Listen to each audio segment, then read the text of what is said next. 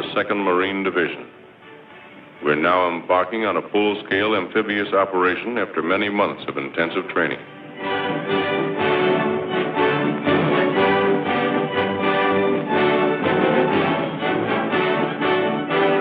The transports are combat-loaded. The ships of the Navy and Coast Guard form our convoy. Squadrons of carrier planes cover us in the sky. Several days from our destination, a destroyer brings us sealed orders.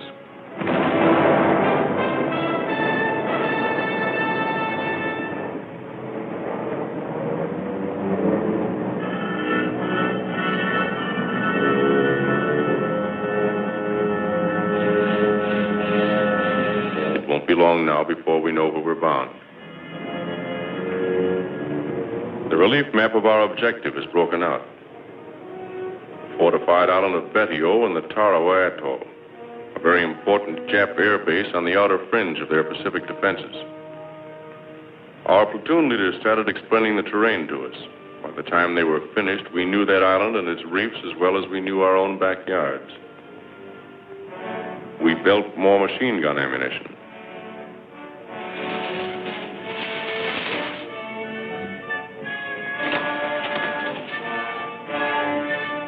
Check and test fire all weapons.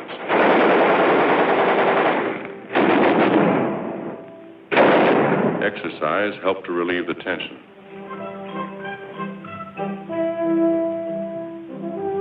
Navy and Coast Guard coxswains received last-minute instructions on formations, rendezvous areas, and departure times. Services are held on the last evening before D-Day.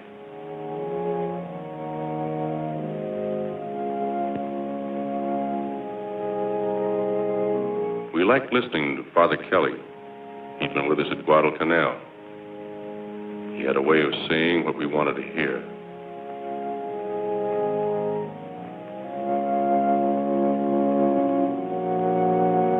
Many of these men were killed the following morning.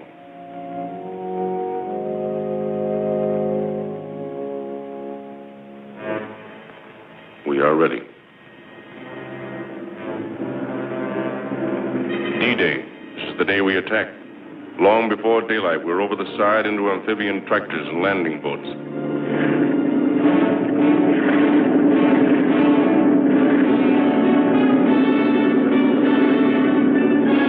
At daylight, our naval vessels opened fire, and for 4 solid hours, they pound Tarawa with high explosives.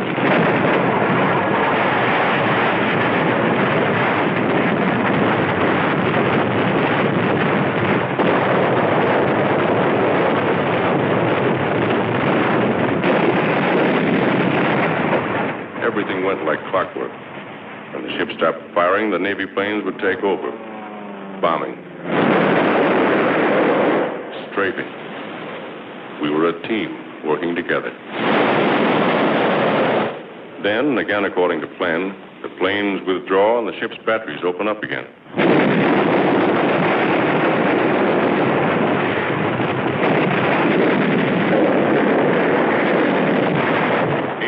The hour we attack is getting close. For 3 days before we moved in, over 4 million pounds of explosives had been dropped on the island. It didn't seem possible that anyone could live through that bombardment.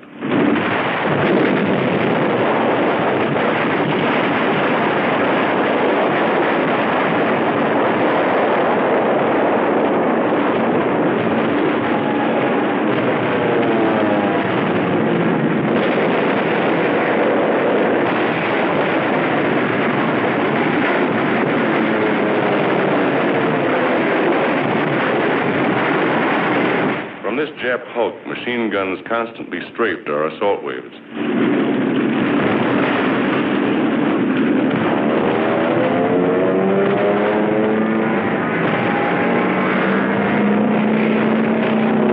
We bombed them out twice, but each time a new crew took over. One of our planes scores a direct hit.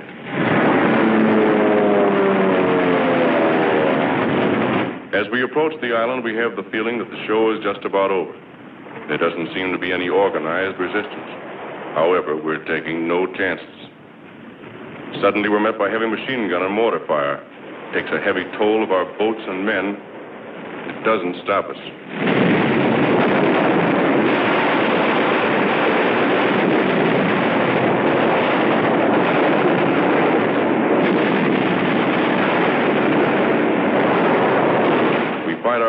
beach.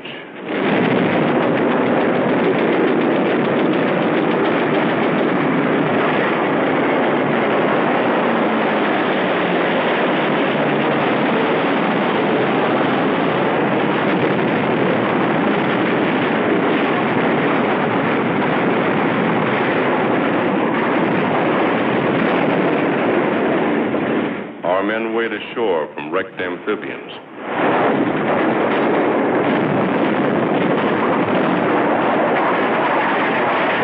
A long pier extending across the fringing reef gives protection to a lot of our boys on the way in. We have a pretty good toehold on the beach, but Jap fire pins us down for hours.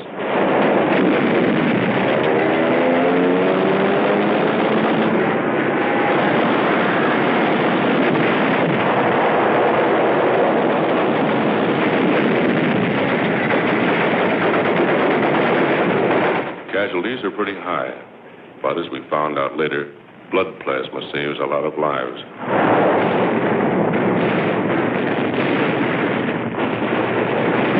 When reinforcements arrive, we start moving up.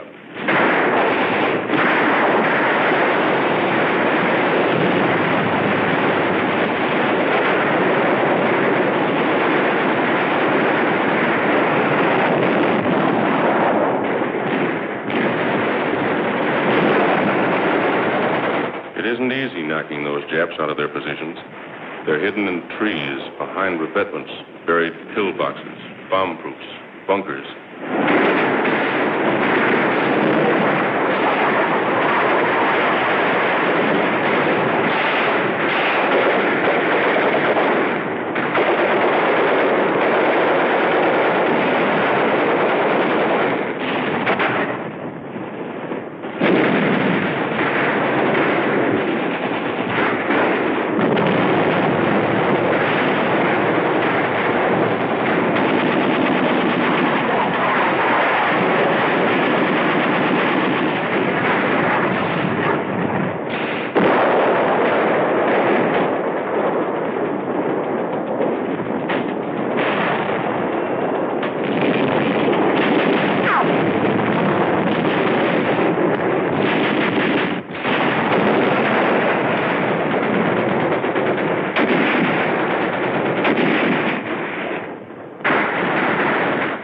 Hand grenades. We use all the firepower we have to blast them out. Our rifle fire is deadly. So are the flamethrowers and the mortars. The enemy breaks from cover.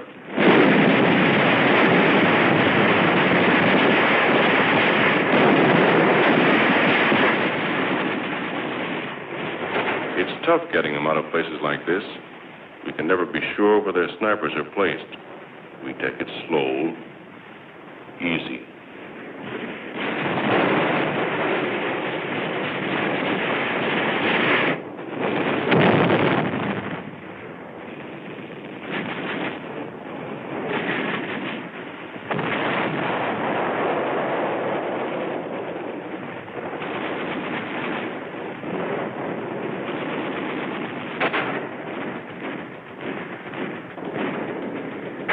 This bunker is giving us plenty of trouble. We have orders to clean it out.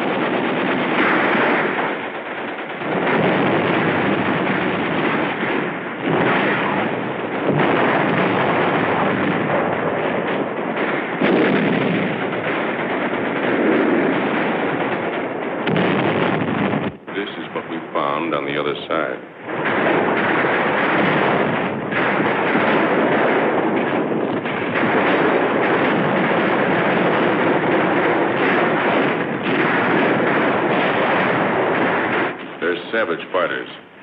Their lives mean nothing to them.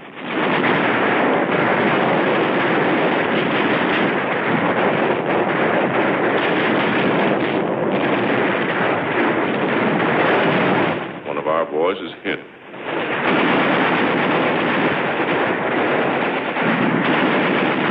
At night, the Japs would swim out to our wrecked amphibians and set up machine guns. They got a few of us before we got them.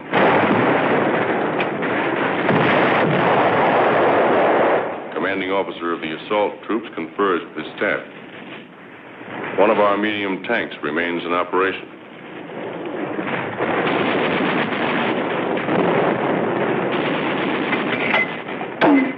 Although at the end of the second day, D+1, we breathe a little easier, mortar squads continue to hammer enemy points of resistance.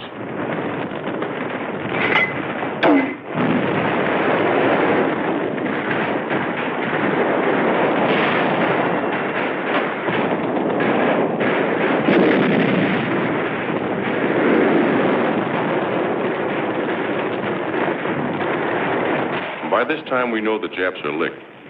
They must know it, too. There's still strong resistance. Nip suicide snipers tie themselves up in the trees and take pot shots at us. We hit them, but they don't fall. Just die and hang there.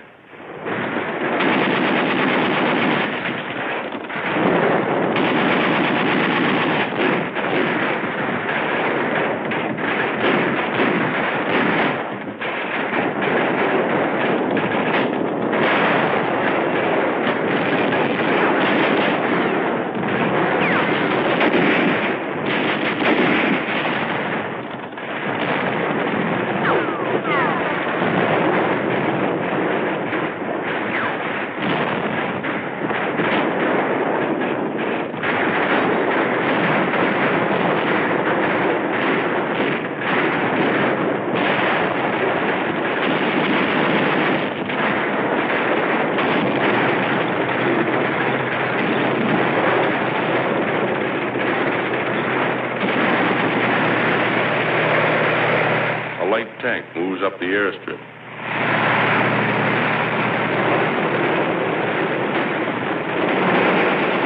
One of our boys is wounded during the attack on the airfield. Another Marine goes out after him in a jeep under heavy machine gun fire.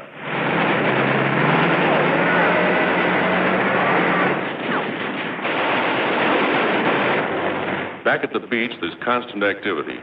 Amphibians tow in fresh supplies, food, ammunition, guns.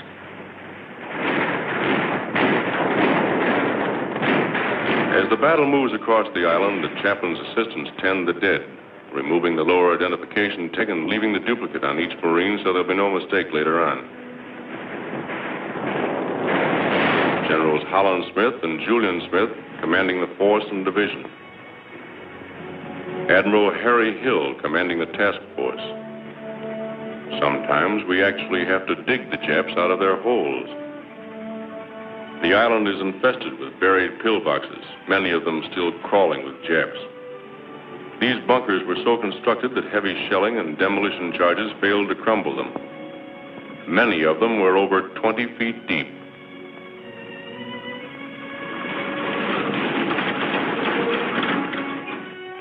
Our first prisoners.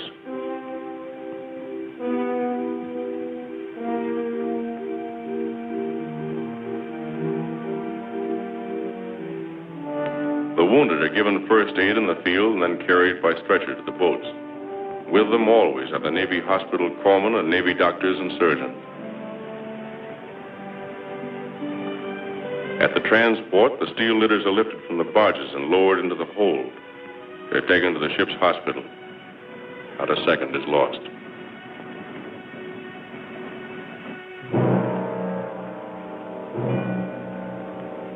These are Marine dead. This is the price we have to pay for a war we didn't want. And before it's over, there'll be more dead on other battlefields.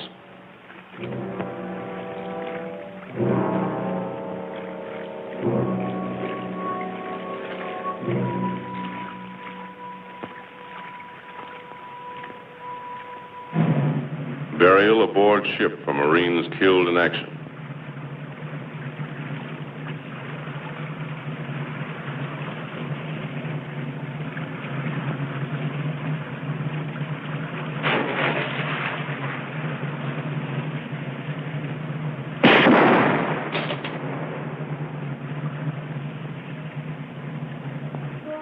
Just to make sure they're not concealing weapons, the prisoners are lined up and their clothes cut away.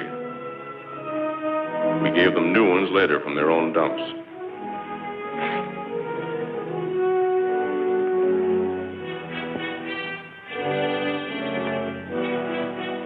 The rest of the island's defending force is dead. None escaped. Tokyo once boasted that it would cost 100,000 of our men to take Tarawa. We lost less than 1,000. The Japs over 4,000.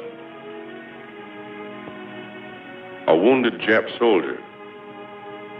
We took very few of these. Most of our prisoners were Korean laborers. One of our officers captured these Japs from a disabled landing boat. Prisoners carry their own wounded to the pier for evacuation. Captured Jap water. This is the first chance the boys have had to wash since they got on the island. Gunfire from our warships knocked these big guns out early in the bombardment. These were English Vickers guns captured by the Japs in Singapore.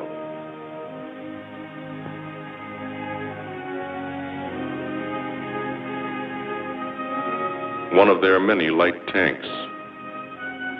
This was the Jap command post, built of reinforced concrete several feet thick. That building was built to withstand plenty, and did. We finally took it with TNT and flamethrowers.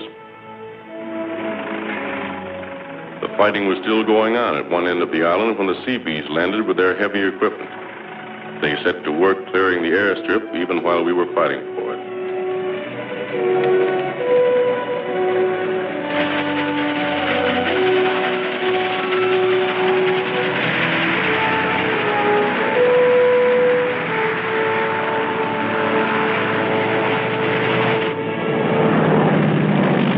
The first plane landed just 24 hours after the Seabees had started to work.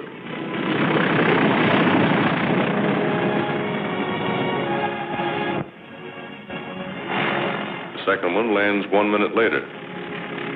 We welcome the pilot to our new home. It was our first chance to thank those guys for the swell job they did for us before and during the attack. On D+4, our relief came in. Maybe you think we weren't glad to see them.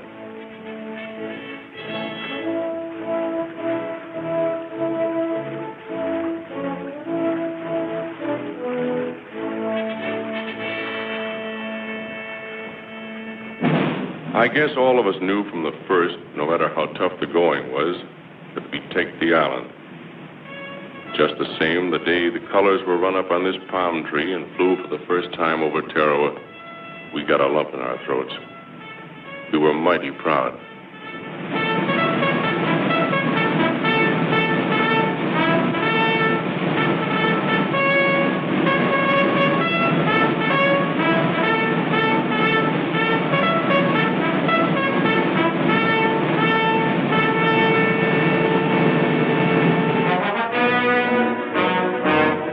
These are the Marines who took Tarawa.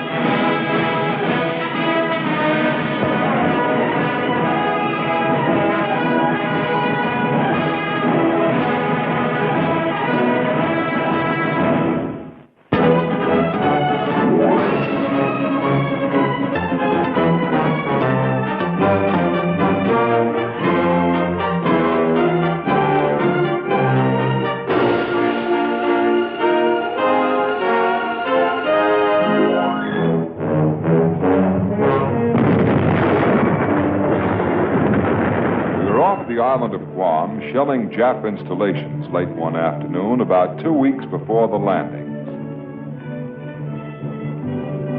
Suddenly, we noticed strange light flashes from the peak of a nearby hill. The message in Navy code was baffling. I have information. What could this mean? We signaled the unknown party to advance to the beach. We suspected Jap trickery. Keeping our guns trained point blank on that strip of beach, the captain dispatched a boat which proceeded slowly to meet the person who had sent the signal.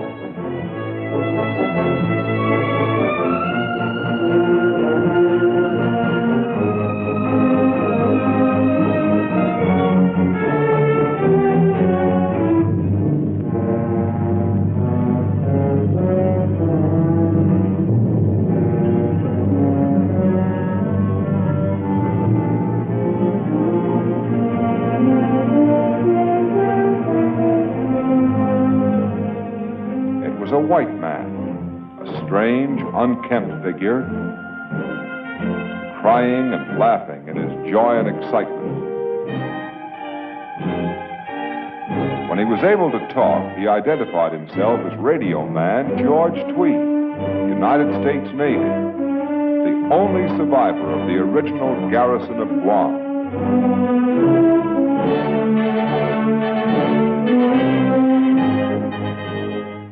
Slowly, a strange story came out. How he took to the hills during the original Jap attack. How he lived alone in the jungle, changing his hiding place daily, sometimes hourly, for 31 months, while endless Jap patrols hunted him like an animal. How courageous natives smuggled him food and news and warnings of danger. Here was a Robinson Crusoe who had stood up alone against the whole Japanese empire.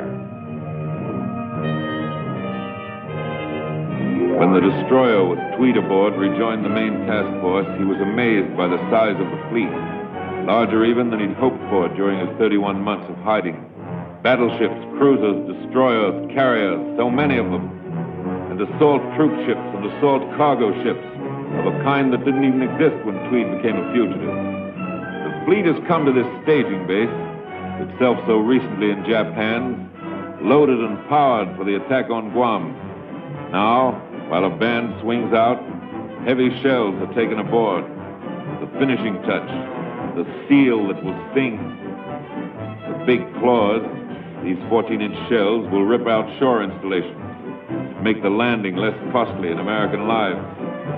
Cans of 40-millimeter ammunition pile up in great mounds on deck. A curtain of fire waiting to be raised if needed. There, across the water, lies Guam. It means much to all Americans, but most of these sailors, they're Guamanians. Americans, too. Americans known as Chamorros, whose families have been captives of the Japs for 31 bitter months. Soon we will find out what those Japs have done to our island. Beautiful it was then, and living there made us happy. There were 21,000 of us, and we knew each other as friends. Although we were far out in the Pacific, we were proud to be under the American flag. We were content. It was a good life.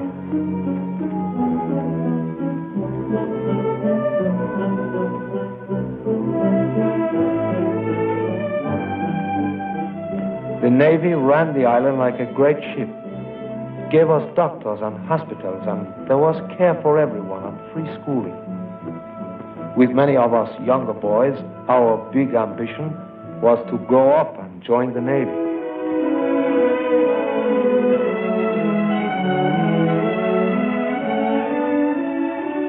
Our older men learned about self-government from the captain who was in charge of the island. We organized our own militia.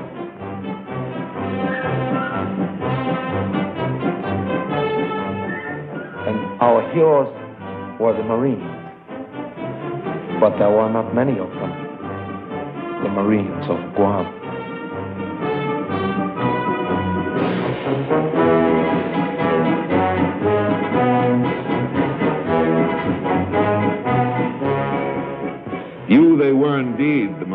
Guam. Japan would consider any move to strengthen Guam an unfriendly act. It would be like pointing a gun at a neighbor's door. But behind this neighbor's door, the masters of Japan were pointing guns of their own. And they saw in Guam a key to their dream of empire. Their agents among us were busy. Guam was not to be an obstacle to the plans of Tokyo. Then on a certain day in December 1941, the masters of Japan were ready. The war was on.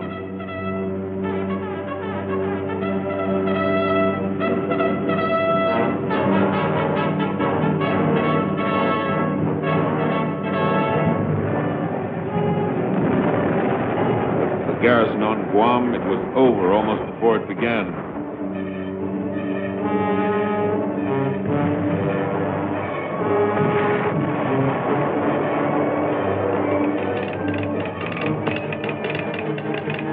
The Navy Department announces that it is unable to communicate with Guam, either by radio or cable.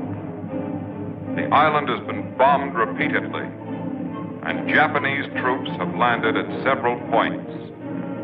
A small force of less than 400 naval personnel and 155 Marines were stationed in Guam. The capture of the island is probable. Guam now belongs to Japan forever. Never again will Americans touch its soil. The return to Guam, we knew, would take many ships. In the months that followed, we built such fleets that we were able to start the march back at Guadalcanal. At this ridiculous rate of advance, America might recover its lost territory in perhaps 200 years. Then we made enough planes to begin whittling down the Jap fleet. We grew strong enough to attack New Guinea. Our Axis allies are pinning America down in Europe. We shall be very much stronger before America is free to move in the Pacific. We built our way out of the sea. With amphibious operations, we blasted Tarawa and the Marshalls. We are willing to sell you land at 1,000 lives per acre. At such a price, we will sell you 1 million square miles if you wish. Then we were ready for the great adventure, an attack on Japanese territory. We conquered Saipan. But not Guam. Guam is secure. Guam is Japan. Guam is Japanese forever. Today, our guns thunder their answer. Our guns are on target. The target is Guam. New planes come up to meet ours. The island has been plastered for weeks in the air.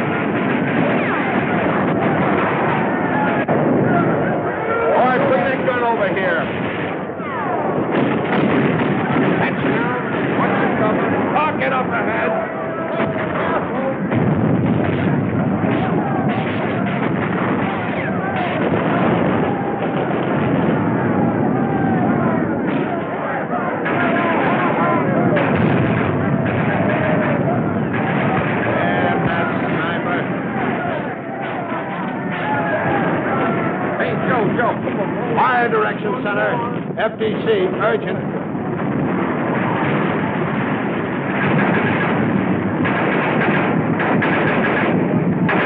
To the left. Come up a little.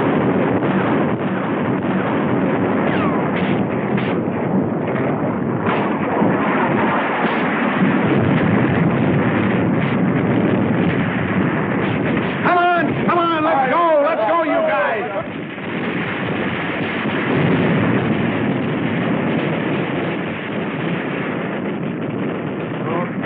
Dead with me, you bet. Mopping up. The phrase sounds tame and unexciting. Actually, mopping up is one of the most gruesome and dangerous jobs of the war. The last hysterical fanatics must be captured or destroyed before victory is complete. We've returned to Guam. It's ours again. But the cost has been high.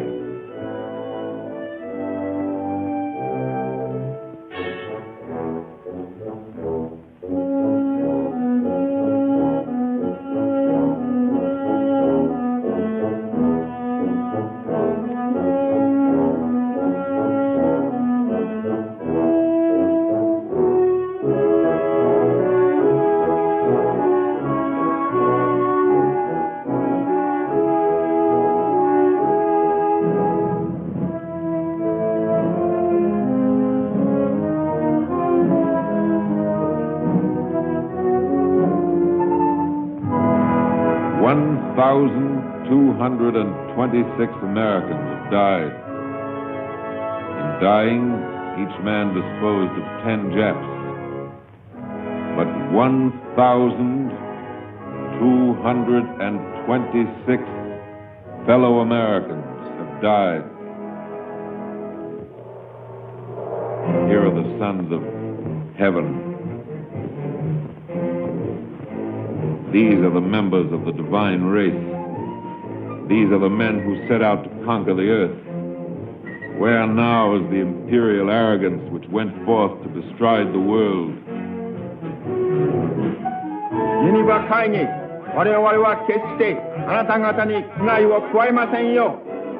The loudspeaker calls, Geneva Convention, we will not hurt you. Out of the hills where they'd hidden come a throng of Japanese civilians. They're bewildered, not so much by the bombardment, though that was severe enough. Their emperor has failed them.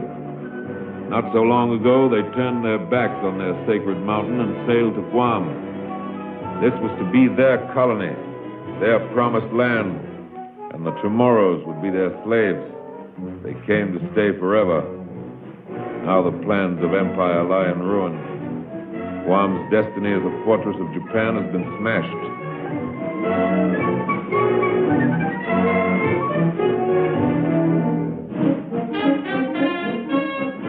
Now a new Marine garrison takes up the watch on Guam.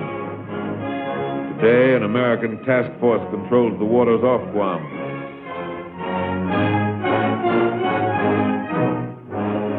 Two months after his rescue, George Tweed, now warrant officer and holder of the Legion of Merit for his aid in the recovery of Guam, returned to the island to prepare a final report on his strange adventure. I came close to dying 100 times during the last 2.5 years, but when those American planes and ships came over, I almost died of joy. All that power, that was a sight for sore eyes. The Navy sure had the stuff. I didn't have to wonder anymore what the folks back home had been doing while I was playing hide and seek with the Japs. But the Japs did a few other things besides chase me around. When they started fortifying, they built up their defenses like mad. They were racing against time. A lot of Chamorro blood was mixed up in that concrete. The Japs forced them to work for practically nothing. And the ones who couldn't stand the gaff were beaten and tortured. I'll bet they were a little too busy to mistreat the natives when we started coming over. Not the Japs, sir.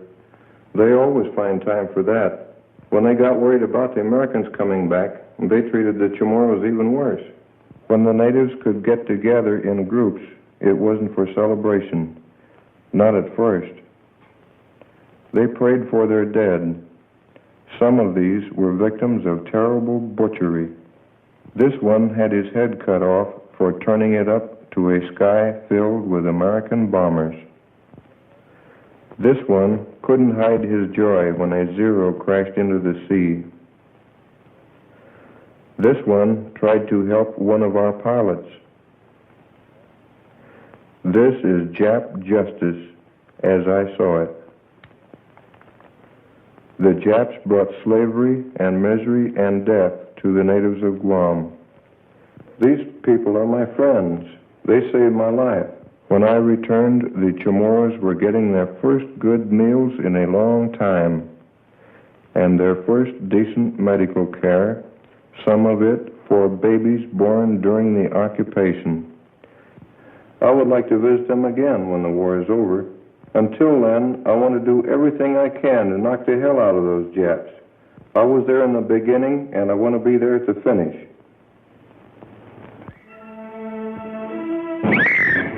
People of Guam, the government of the United States, your government, promises your homes will rise again. Your losses will be restored. But what is done for Guam is only part of what Guam will do for the people of America and the peace of the world. Guam will now become everything that a powerful American base should be.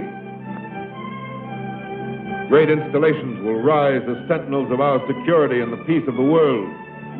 From Guam, the attack goes forward. From here, the winning blow may be struck against Japan. On to Guam, on to every other place we win, we must pour the power that will clear the path to Tokyo. This base, which was lost and is now redeemed, may now fulfill its destiny and launch the action that will help win the war.